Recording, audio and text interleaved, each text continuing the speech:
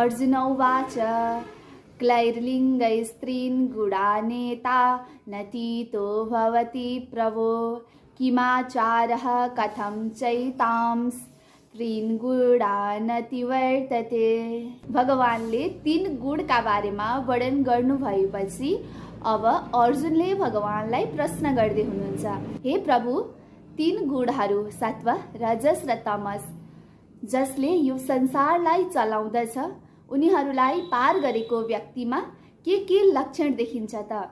उहाँहरूको आचरण कस्तो हुन्छ र उहाँहरू कसरी गुणभन्दा माथि उठ्नुहुन्छ?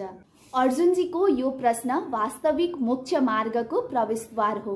उहाँ जान्न चाहनुहुन्छ कि केवल गुणहरूमा अडिएको यो जीवन त पुनर्जन्ममा नै बाँधिने हो, तर यी गुणहरूबाट पार गर्ने अर्थात् गुणातीत मनुष्यहरू को हुन् त?